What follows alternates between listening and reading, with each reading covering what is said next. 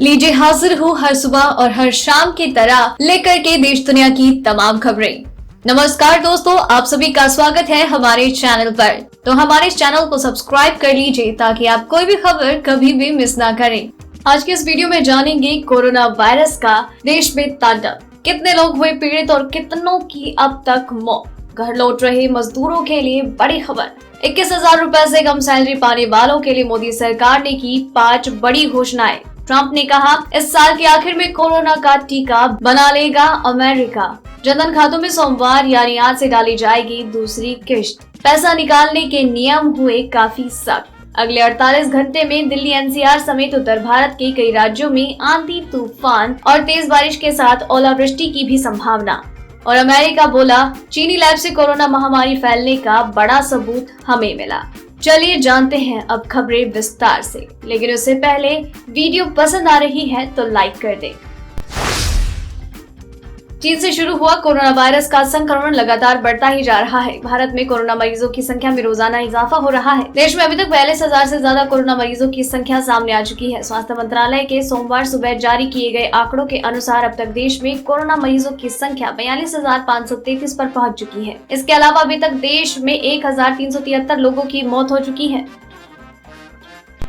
पिछले 24 घंटों में देश में कोरोना वायरस के चलते 2,553 लोग संक्रमित हो चुके हैं। वहीं इतने ही समय में 72 लोगों की मौत हुई है। इससे पहले रविवार शाम को कोरोना मरीजों की संख्या 40,263 थी।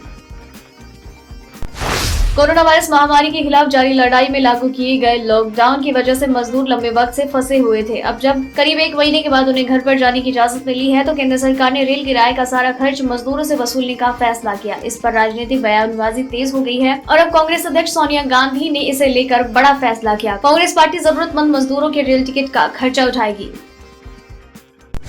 कोरोना वायरस संक्रमण को रोकने के लिए जारी लॉकडाउन में आम लोगों को राहत देने के लिए सरकार लगातार कदम उठा रही है। इसी कड़ी में केंद्र सरकार ने ASI योजना का फायदा उठाने वाले कर्मचारियों का वार्षिक एकमुश्त अंशदान जमा न होने के बावजूद 30 जून 2020 तक कर्मचारियों को सभी मेडिकल सेवाएं उपलब्ध कराने का ऐलान किया। आपको बता दें कि ASI योजना का लाभ उन कर्मचारियों को मिलता है जिनकी मासिक आय 21,000 रुपए से कम हो। अमेरिका के राष्ट्रपति डोनाल्ड ट्रंप का कहना है कि अमेरिका इस साल के आखिर में कोरोना वायरस का टीका बना लेगा। फॉक्स न्यूज के एक शो टाउन हॉल के दौरान वॉशिंगटन में उन्होंने कहा, हमें पूरा यकीन है कि हम साल के आखिर तक कोरोना वायरस टीका बना लेंगे। अमेरिका के विदेश मंत्री माइक पोम्पियो ने कहा कि इस बात का बड़ा सबूत है कि कोरोना वायरस का संक्रमण चीनी लैब से फैला। हालांकि माइक पोम्पियो ने मीडिया को कोई सबूत मुहैया नहीं कराया। दुनिया के कई देश काफी वक्त से वुहान स्थित चीनी लैब को शक की निगाह से देख रहे हैं।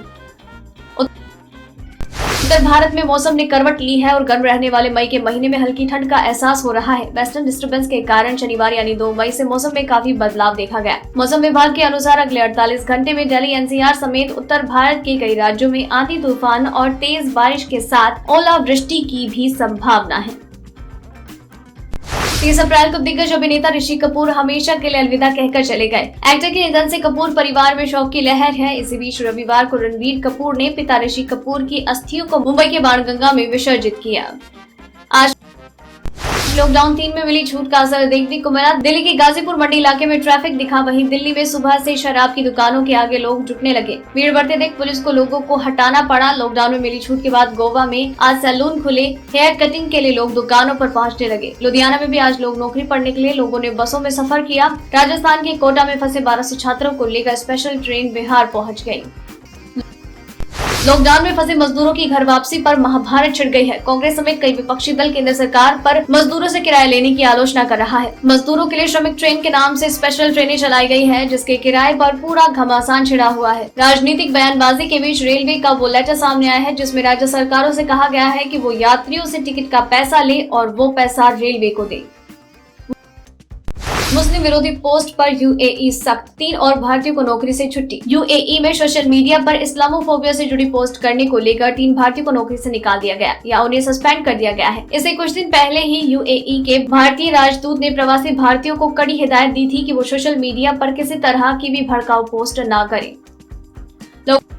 लॉकडाउन खुलते ही चीन के बाजारों में क्या हुआ हाल। चीन के ग्वांगझू में जब लॉकडाउन खोला गया तो वहां के लोग खरीदारी करने के लिए उतरे मानो कोई बम्पर छूट मिल रही हो। हालत ये हो गई कि ग्वांगझू में स्थित एक नामचीन फ्रांसीसी ब्रांड के स्टोर पर लोगों ने करीब $3 लाख की खरीदारी कर डाली। यह चीन के किसी स्टोर की रिकॉर्ड खरीदारी बताई जा रही है। सुबह 6 बजे से ही शराब की दुकानों के बाहर लंबी लाइन लगी है। लोग सामाजिक दूरी का पालन करने के लिए बनाए गए गोलों में खड़े हैं। लोग सिर्फ 1-2 बोतल नहीं बल्कि पेटी की पेटी शराब खरीद कर ले जा रहे हैं। दिल्ली सरकार ने स्टैंड अलोन की दुकानों, पड़ोस की दुकानों या आवासीय परिसरों की दुकानों में शराब की बिक्री की अनुमति देने के बाद लक्ष्मीनगर के एक शराब की दुकान के बाहर लंबी कतार में खड़े लोग दिखे। दिल्ली में सीआरपीएफ के 2 और जवान कोरोना पॉजिटिव पाए गए। इसके साथ ही भारत में संक्रमित जवानों का आंकड़ा 137 हो गया। लॉकडाउन में दिल्ली के कई इलाकों में आज से शराब की बिक्री को मंजूरी दी गई, लेकिन दुकान खुलने से पहले ही लंबी लंबी लाइनें लग गई। दुकानों के बाहर भीड़ जमा हो गई थी। सोशल डिस्टेंसिंग की धज्जियां उड़ाई जा रही थी। तभी मौके पर दिल्ली पुलिस ने लाठीचार्ज किया। हालात इतने बेकाबू हो गए कि दोपहर होते होते पुलिस को दुकानें बंद कराने के आदेश देने पड़े।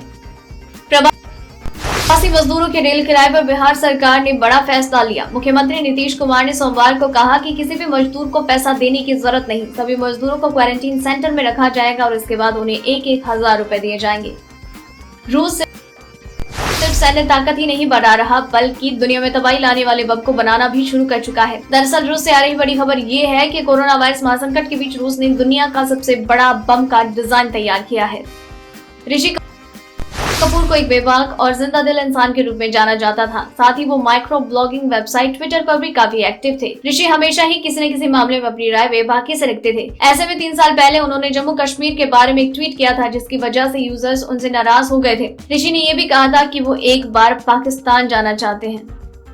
चंडीगढ़ में कर्फ्यू हटते ही हरियाणा कैडर की IAS रानी नागर ने इस्तीफा दे दिया। उन्होंने अपना इस्तीफा मुख्य सचिव को भेजा। अपने फेसबुक अकाउंट पर पोस्ट लिखकर उन्होंने इसकी जानकारी दी। इस्तीफा देने के साथ ही उन्होंने अपने घर गाजियाबाद लौटने के लिए पास का आवेदन भी कर दिया। रामायण को 33 साल बाद फिर से रिलीज किया गया है और इसने नए कीर्तिमान बनाकर रख दिए। रामायण की प्रसिद्धि के बाद पौराणिक धारावाहिक के किरदार भी लगातार सुर्खियों में बने हुए हैं। हाल ही में रामायण में रावण का किरदार निभाने वाले एक्टर अरविंद त्रिवेदी के निधन की अफवाहों ने खूब जोर पकड़ा है। अरविंद त्रिवेदी को लेकर अफवाहें फैलाई जा रही है कि एक्टर का निधन हो गया, लेकिन अब इन खबरों को उनके परिवार ने नकार दिया है। रिलायंस जियो ने कोरोना वायरस आउटब्रेक के बाद एक टूल लॉन्च किया था, कोविड-19 self test system checker. Report के अनुसार जियो की तरफ से हुई गलती की वजह से यूजर्स का डेटा एक्सपोज यानी कि पब्लिक हो गया। टेक क्रंच की एक रिपोर्ट में कहा गया है कि रिलायंस जियो के सिस्टम्स चेकर का कोर डेटाबेस इंटरनेट पर बिना पासवर्ड के पाया गया। सिक्योरिटी रिसर्चर अनुराग सेन ने ये डेटाबेस 1 मई को पाया। तो दोस्तों ये रही आज की खास खबरें। तो इसी तरीके से आपके लिए हर सुबह 6 बजे और शाम 7 बजे ये खबरें हम यूं ही लेकर आते रहेंगे। तो इन सारी खबरों के साथ आपको किस खबर के बारे में क्या है कहना, क्या है आपकी राय, प्लीज शेयर कीजिए। साथ ही अगर आपने इस वीडियो को पूरा देखा है तो प्लीज अपना नाम नीचे कमेंट सेक्शन में जरूर लिख दीजिए, ताकि हमें पता चले कि आपने इस वीडियो को पूरा देखा है। आपको खबरें अच्छी लग रही हैं, आप इन्हें पसंद कर रहे हैं, प्लीज कमेंट बॉक्स में लिख कर बताएं। अगर अच्छी लग रही है तो वो भी बताएं, अगर कोई सजेशन है तो वो भी जरूर बताएं। फिर मिलते हैं कल, तब तक के लिए धन्यवाद।